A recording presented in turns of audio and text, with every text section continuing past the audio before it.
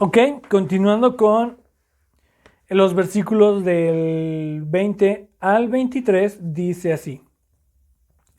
Dijo Dios, produzca las aguas seres vivientes y aves que vuelen sobre la tierra, en la abierta expansión de los cielos. Y creó Dios los grandes monstruos marinos y todo ser viviente que se mueve en las aguas, que las aguas produjeron según su género. Chequen otra vez, Dios no lo está creando. ¿Quién produjo los monstruos marinos y todo ser viviente que se mueve? Las aguas. Ujú. Y toda ave alada según su especie. Y vio Dios que era bueno. Y Dios le dijo, los bendijo diciendo, fructificad y multiplicaos, y llenad las aguas en los mares, y multiplíquese en las aves en la tierra. Y fue la tarde y la mañana el quinto día. Ok, esta es la segunda vez en la que Dios utiliza la palabra crear o la palabra bara y la utiliza para crear los grandes monstruos marinos. ¿Qué son estos grandes monstruos marinos? Los dinosaurios. Y es lo que vamos a ver, vamos a explicar por qué. Para empezar, esta segunda vez que Dios utiliza la palabra bara, la utiliza para crear algo de la nada.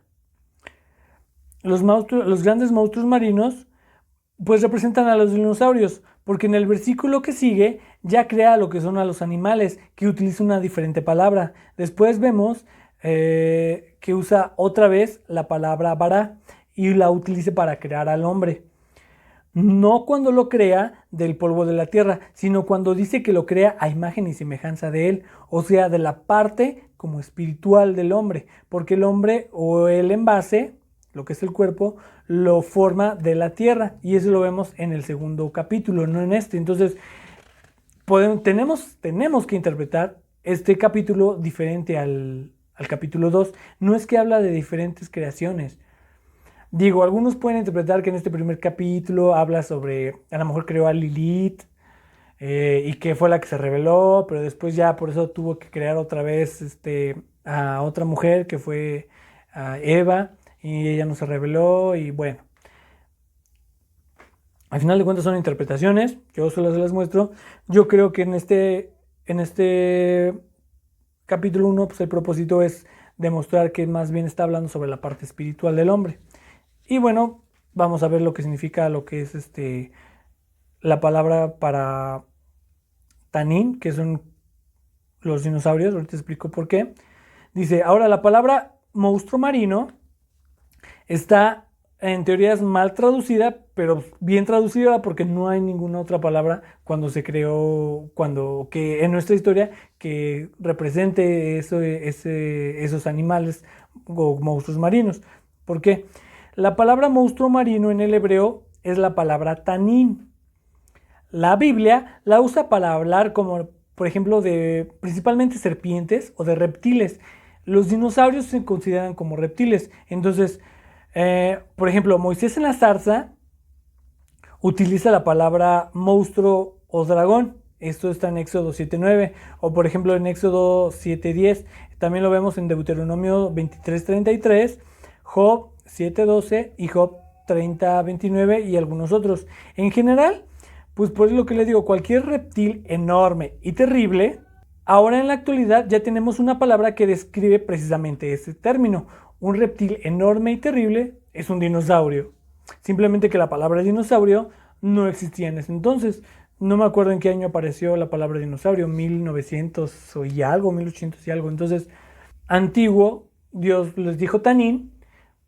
El hombre quizá lo conocía quizá también como tanín o monstruos marinos o monstruos terribles, pero en nuestros tiempos pues ya sabemos que corresponden a lo que son también reptiles, pero son enormes. Uh-huh. Eh, por ejemplo, la palabra monstruo marino o dinosaurio viene de lo que es del griego. Deinos, terrible. Y saurus, lagarto, lagartos terribles. Por eso es que una correcta traducción podría, cuando dice la palabra tanín, podría referirse a los dinosaurios. Esto concuerda bien con el texto que dice que Elohim, o sea, Dios, creó, o sea, Bará, de la nada, los grandes monstruos marinos. Fue lo primero que creó después de la creación de la materia prima, que luego sería transformada en cielos y tierra. En este momento fue creado lo que es el Nefesh, que también viene del hebreo, que lo traducen como alma, de los seres biológicos. Parece que los dinosaurios están mencionados en las escrituras como contemporáneos con los hombres en los tiempos de Job, alrededor del 1700 años de nuestra era o de la era común. Bueno, ¿cómo podemos corroborar esto? Por ejemplo, el libro de Job es el libro considerado el más viejo, el más antiguo de toda la Biblia. Incluso ahí habla sobre hacer como negocios, no con monedas, sino con animales. Y eso todavía es muchísimo antes de la época de Abraham, porque Abraham ya hacía negocios con dinero. Si no mal recuerdo, creo que compró la cueva de Macpela, si no estoy mal. Lo tuvo que pagar. Ya está hablando de una economía a través de dinero o de otras cosas. Pero el libro de Job todavía era mucho más antiguo, hacen el negocio y todo eso con animales y con tierras. Entonces habla de un periodo muchísimo más antiguo, quizá de la época yo creo que de Adán, o quizá un poquito más adelante, que serán cientos de años solamente. Pero ya habla sobre un periodo en donde bien pudieron haber convivido tanto estos monstruos marinos o monstruos terribles o dinosaurios junto con los humanos. Entonces no está peleada la interpretación de que los dinosaurios y hombres pues compartieron, yo creo que el mismo espacio en algún momento. A final de cuentas, también se cree que en el antiguo el oxígeno abundaba más en la Tierra, por lo tanto permitía también que los seres humanos y los seres vivientes fueran más grandes. Se han encontrado plantas y bueno, todo lo que son también animales enormes, mucho más grandes de lo que son en la actualidad. Entonces, por ejemplo, en Job 40:19 está escrito que, por ejemplo, Behemoth, así viene la palabra, es algún tipo de dinosaurio, pues fue el primero, pues dice que fue el primero en los caminos de Dios. Esto concuerda pues con esto que estamos viendo. También habla de un animal, no recuerdo, que tenía la cola, que su cola derribaba como los árboles o las montañas, algo así, en ese mismo libro de Job. El animal más grande que conocemos en nuestra época podría ser, bueno, terrestre, podría ser un elefante quizá, y su cola no arrastra ni destruye montañas ni árboles, o es tan grande como un árbol. Entonces, habla, yo creo que lo más probable de dinosaurios. Entonces, pues la Biblia podría confirmar que sí. A pesar de que la Biblia prácticamente está diciendo que son menos de 6.000 años de la época en lo que existieron los dinosaurios, la ciencia no puede dar el veredicto correcto por medio del método del carbono 14, porque el carbono 14 estudia lo que son el cambio del carbón o el proceso que lleva, y a final de cuentas necesita un parámetro para poder apoyarse. Entonces solamente son aproximaciones.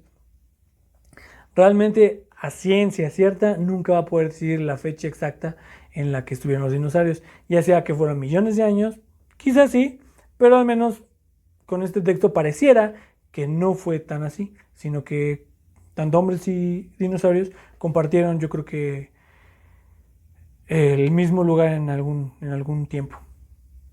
Después dice que la palabra bara, o sea, creó, que significa como crear de la nada, ya lo expliqué, aparece solamente en 3 ocasiones en el relato de la creación.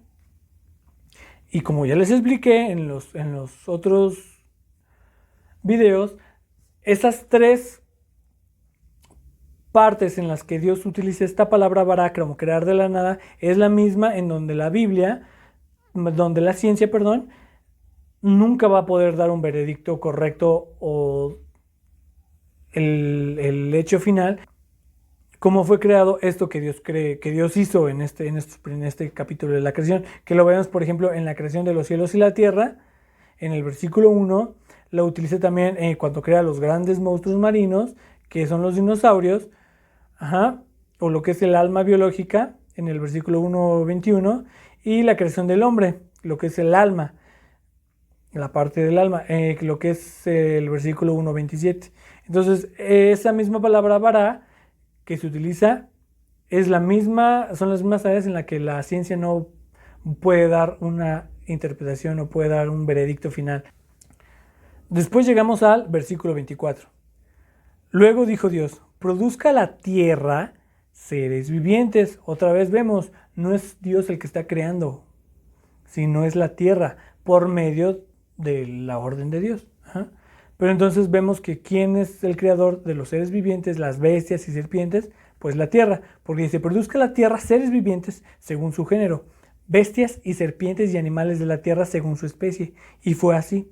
E hizo Dios animales de la tierra según su género, y ganado según su género, y todo animal que se arrastra sobre la tierra según su especie. Y vio Dios que era bueno. Entonces, hasta este momento, es que aparecen los animales. Los anteriores eran tamim. Pero aquí estoy usando el término, me parece que es nefesh, haya nefesh, o sea, alma, o persona, o en este caso animal viviente. También utiliza la palabra behemá, que es bestia, o animal de ganado. Animales domésticos, salvajes, o cualquier otro, pero no está refiriéndose a los tamim. Por lo tanto, tenemos que los dinosaurios tienen, pues yo creo que sí, menos de 6,000 años, que es lo que tiene el hombre. Después tenemos que notar que la gran variedad de aves y criaturas del mar fueron creados a la vez, no evolucionaron. No evolucionaron por miles o millones de años. Igual lo que es ¿Esto qué significa? Pues refuta la evolución. Al menos esta parte de la escritura le está refutando porque dice que todo animal fue creado, toda especie fue creada de una sola vez, no evolucionaron. Sí existe como por ejemplo la evolución como para adaptarse al ambiente. Lo que es adaptarse a las especies, o sea, la supervivencia del más fuerte. Van creando o van generando nuevas habilidades, por lo tanto se modifica la especie, pero a final de cuentas es la misma especie. Tenemos por ejemplo a los perros, quizá los lobos, quizá en un principio también eran perros, ¿no? A lo mejor eran chihuahuas y fueron evolucionando, estar cazando en manada y todo eso, quizás se hicieron más fuertes, más peludos, los dientes, los colmillos quizás se les hicieron más afilados, quizá igual la mandíbula se le estructuró para matar a grandes animales, pero a final de cuentas chihuahuas, poodles, bull terriers, todos siguen siendo caninos. No hay evolución de especie a especie. Hay evolución para adaptarse, pero no de una especie a otra. Y eso es lo que no puede corroborar todavía la ciencia, ¿no? El cambio de una especie a otra.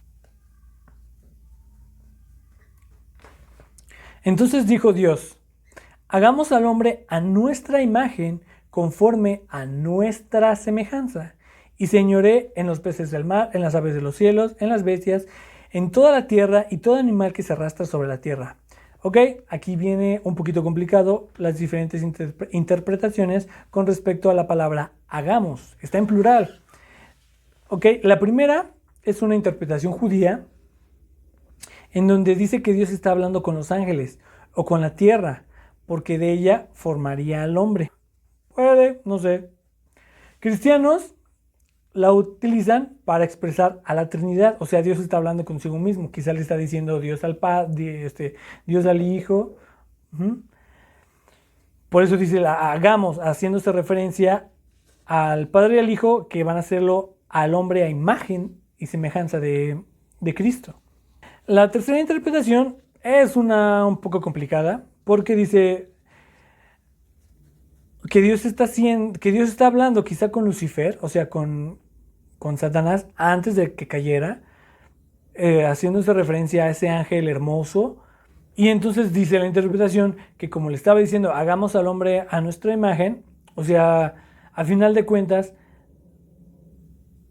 no lo hizo a imagen de Satanás, sino que lo hizo a imagen de Cristo. Entonces por eso es que Satanás tiene tanto rencor hacia el hombre, porque no es a semejanza de él, sino es a semejanza de Cristo. Y Satanás que sí quería que, bueno, eso lo vemos en otros capítulos, quería que toda la adoración fuera para él, quería que también se le adorase a él. porque Él quería estar en el trono de Dios. Entonces, al decir Dios que hagamos al hombre en nuestra imagen y semejanza, y al final de cuentas lo hizo a semejanza de Cristo, pues le generó un gran rencor en contra del hombre, ¿no? Puede ser una interpretación bastante curiosa, ¿no? Entonces, lo complicado aquí, esas son las interpretaciones, pide al Espíritu Santo que es la verdadera interpretación, igual no está aquí en las que te dije, pero lo importante es conocer aquí que la imagen y semejanza de Dios, algunos dicen que no se puede referir a la imagen o a la representación física, pues Dios es espíritu, y por eso la semejanza se refiere a lo que son aspectos del alma y del espíritu, que son cosas que nos distinguen de los seres animales. El ser humano por eso se considera superior, porque tiene estas partes espirituales del alma, no tanto físicas, sino del alma, que nos diferencian de los animales. Algunos dicen que, por ejemplo, eso puede ser lo que es el libre albedrío. Otros dicen que es el espíritu, en que es eterno, igual que Dios, nuestro espíritu es eterno. Y la número 3 es que dice que son los impulsos, el poder controlar nuestros impulsos, lo que nos diferencia de los animales. Por ejemplo, decir tener relaciones sexuales, cuando Dios dice, entonces nosotros controlamos nuestro instinto y eso nos hace superiores. No lo hacemos a como lo hacen los animales, que a lo mejor en ese momento por cuestiones químicas o sociales pueden tener relaciones. Nosotros podemos controlar ese instinto y de este modo nos elevamos a la parte más espiritual. Otra interpretación es la que hacen, por ejemplo, cuando dice que Dios hizo un alma y la partió en dos. A una parte del alma le dio rasgos o aspectos masculinos y a la otra le dio aspectos o rasgos femeninos. Y ya después en el segundo capítulo, cuando Dios creó al hombre, tuvo que separar esa alma, que era una sola, o que estaba pegada, la tuvo que separar por medio del costado. De ese modo ya crea a la mujer y esos rasgos femeninos es los que les da a la mujer y los rasgos masculinos se le quedan al hombre, pero al final de cuentas los dos son una sola carne, ¿no? Como que dice, se dejará al hombre de su padre y de su madre y los dos serán una sola carne. Puede ser interesante esta interpretación, está bastante curiosa y a mí me gusta. Hay una famosa genetista, Georgia Purdom, que refuta con evidencia genética que la evolución no existe porque tenemos ancestros comunes humanos y no de chimpancés. Y esto también lo refuta el programa Genoma Humano, en el cual se observó el ADN del ser humano y observó que proviene de dos personas, lo cual refuta que el cambio de una especie a otra o cualquier cosa de lo que es la evolución. Ahora, algo que es interesante, y muchos sí ya conocen este tema, es que dice en el versículo 26, en hebreo, Betzalmenu y Kitmuteno, que se traducen como a imagen y semejanza. En este versículo 26 Dios está diciendo que va a ser al hombre a imagen y a semejanza de él. Betzalmenu y Kitmuteno. Pero en el versículo 27 dice que solamente lo hace a su imagen, a su Betzalmof, no lo hace al Kitmutenu, a la semejanza, sino que solamente lo hizo a su imagen. Algunos interpretan que como por ejemplo Dios sabía que iba el hombre a pecar, no le iba a dar esa semejanza al hombre, sino simplemente la imagen, para que conforme llegara Cristo a su vida, él llegara a alcanzar esa semejanza. Y de este modo no perder esa perfección que Dios tenía en el hombre por causa del pecado. Entonces tenemos la imagen de Dios, pero la semejanza la alcanzamos cuando nos parecemos a Jesús. Esto lo explicó, por ejemplo, el rey David en el Salmo 17:15. Dice: en cuanto a mí, veré tu rostro en justicia, estaré satisfecho cuando despierte a tu semejanza. Y esto también lo corroboramos, por ejemplo, en Romanos 8:29. Porque a los que antes conoció, también los predestinó para que fuesen hechos conforme a la imagen de su Hijo, para que Él sea el primogénito entre muchos hermanos. Entonces, Dios es el primogénito de todos los hermanos y todos nos tenemos que parecer a Él, a su semejanza. Tenemos su imagen, pero no su semejanza. La semejanza la alcanzamos cuando nos parezcamos a Él, cuando hagamos lo que Él hizo, cuando nos apartemos al nivel en que Cristo se apartó para el Padre. Entonces, Otra cosa en lo que lo podemos corroborar esto es que, como ya expliqué, la palabra Betzalmenu y Kismutenu tienen dos prefijos diferentes. Por ejemplo, en el primero, Betzalmenu es el prefijo be, y en la segunda, el Ketmuteno o Kismuteno, tiene el prefijo que. Be de Betzalmenu significa en o con, y la palabra Kismuteno o el prefijo que significa como, de acuerdo o de acuerdo a.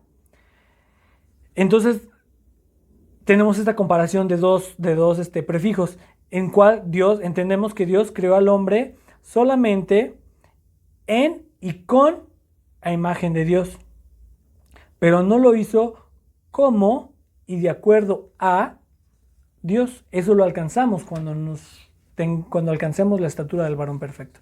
Entonces, esas son como la principal interpretación de este versículo. Finalmente, vamos a pasar a lo que es otro diagrama en donde se ve otra secuencia de letras equidistantes o otro código. La palabra que vamos a ver es la palabra Yeshua, que es Jesús, que se encuentra cada 52 letras. La palabra Yahweh o el nombre de Dios, que se encuentra cada 27 letras. La palabra Hadabar o la palabra, cada 23 letras. Obviamente sabemos que la palabra es Jesús. Y la palabra Ani, que significa yo soy, cada 35 letras. Entonces, en el acróstico, como lo puedes ver en tu pantalla, se unen en varias letras, uniendo varias palabras, formando incluso varios textos. Lo más sorprendente es ver que de un lado está el nombre de Dios, justo al lado del nombre de Jesús, y ambos son atravesados por la frase yo soy, lo que une los dos nombres, dando a entender que Dios, Yahweh, es Jesús, y Jesús continúa con la frase la palabra sobre la tierra, y tanto el nombre de Yahweh y de Jesús, la palabra, se unen con la frase sobre la tierra. Usted puede tratar de unir de diferentes formas estas palabras y el resultado siempre va a ser el mismo. Jesús sobre la tierra, yo soy sobre la tierra, o Jehová es la palabra, o Jesús sobre la tierra. A final de cuentas el mensaje es lo mismo. Entendemos que Jehová es la palabra sobre la tierra, porque la palabra sobre la tierra es Jesús.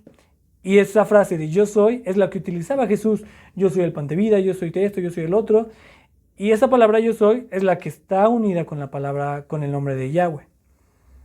Por esto es importante que entendamos el hebreo para no perdernos estos detalles. Yo se los estoy poniendo al lado ahí en su pantalla para que puedan ver cómo se ve de forma traducida y en forma como si cada letra estuviera acomodada. Después ya llegamos a lo que es el versículo 27 al 31.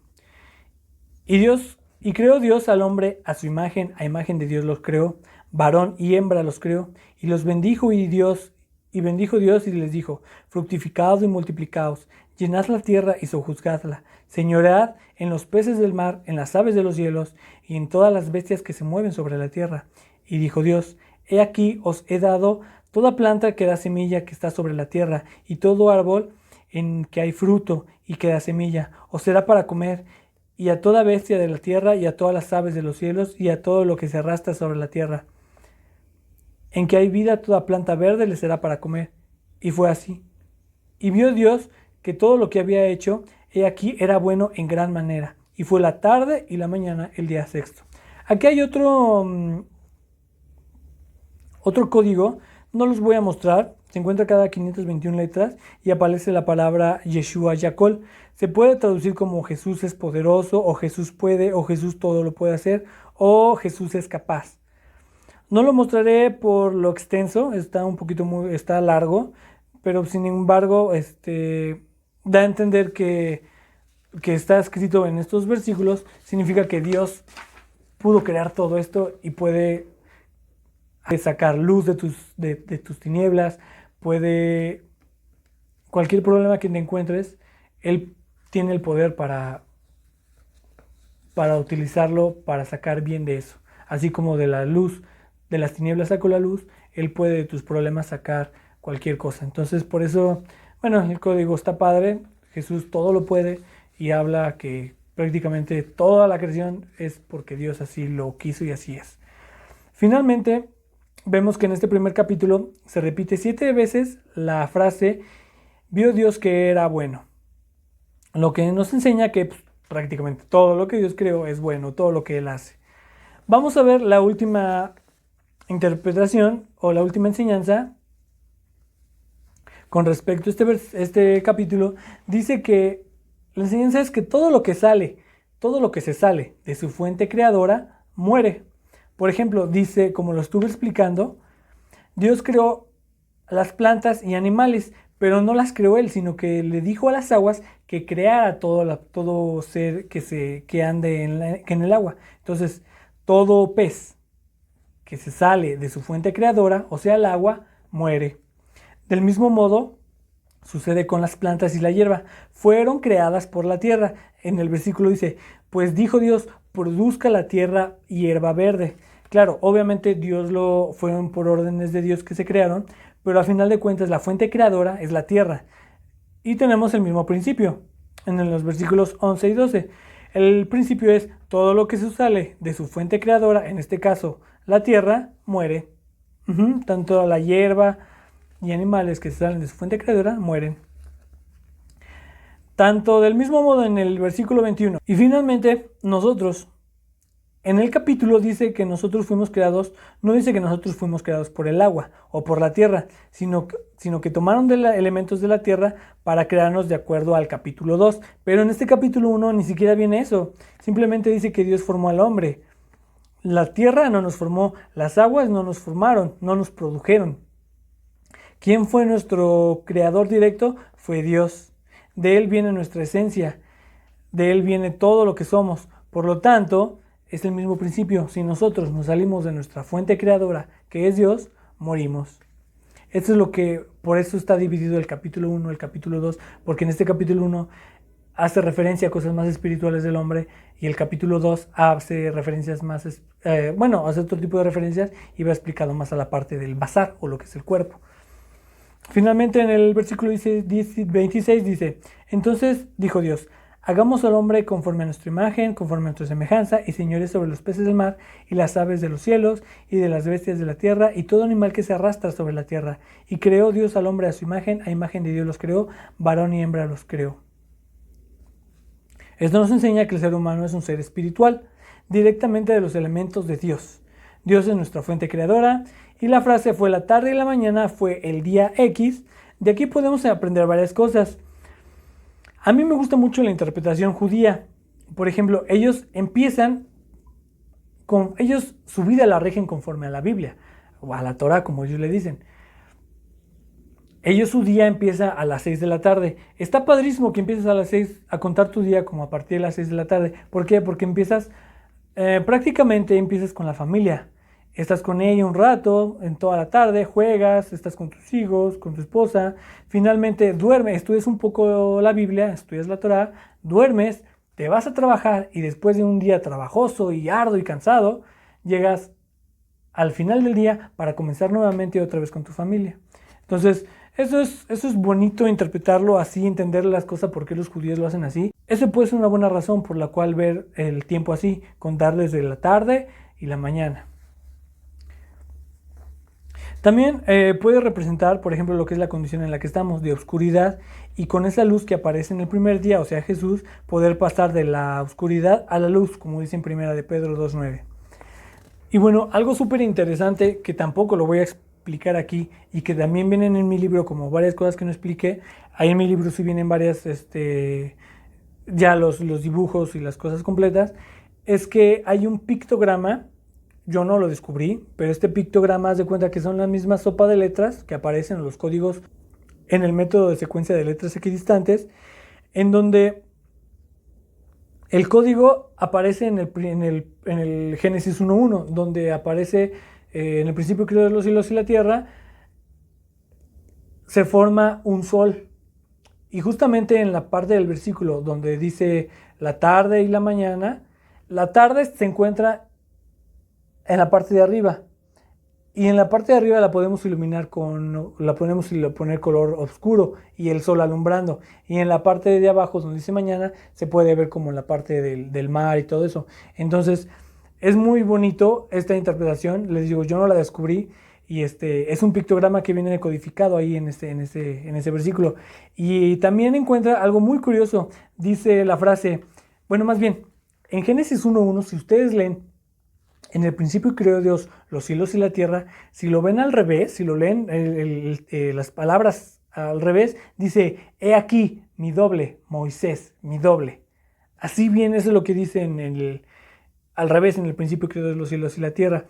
Que bueno, ya se interpreta conforme a este código. Esto es muy interesante porque son cosas un poco muy avanzadas, en el cual yo creo que están por algo, podemos aprender muchas cosas de ellas. Por ejemplo, la Biblia que sirve para redarguir, enseñar y muchas cosas. No es el caso de estos videos porque lo único que intento es dar una interpretación general y demostrar a Jesús en todo eso. Pero ya en mi libro ahí sí viene explícito y con detalle todas estas cosas que se encuentran. Entonces, ¿a qué se refiere, por ejemplo, eso de que he aquí mi doble, Moisés, mi doble? Bueno, habla de que Moisés incluso fue el que dijo que Dios iba a mandar un profeta como él. Entonces, en ese aspecto podemos interpretar que Moisés es el doble de Jesús, ¿no? Es como su gemelo, también se puede traducir así. Todo esto es muy interesante y la verdad, quizá puedes perder un poquito de tiempo porque no va conforme a lo que va al relato del texto. Sí utiliza cosas semejantes que van en el texto, pero bueno, ya son cosas muy detalladas que incluso podemos hacer perder quizá un poquito el propósito. Pero al final de cuentas confirman lo que dice la Biblia, confirman lo que dice el texto y están en la Biblia y hablan de Cristo resaltándolo. Entonces, pues les invito a que sigan investigando. Es muy largo este proceso de descubrir la Biblia. Yo me tardé un año en leer Génesis, leerlo en el original, en hebreo, en inglés, ver los códigos, ver la gematría, ver cada parte en donde estaba oculto Cristo. Síganle estudiando y bueno, mucha suerte y pues gracias por estar aquí conmigo. Saludos, Dios los bendiga.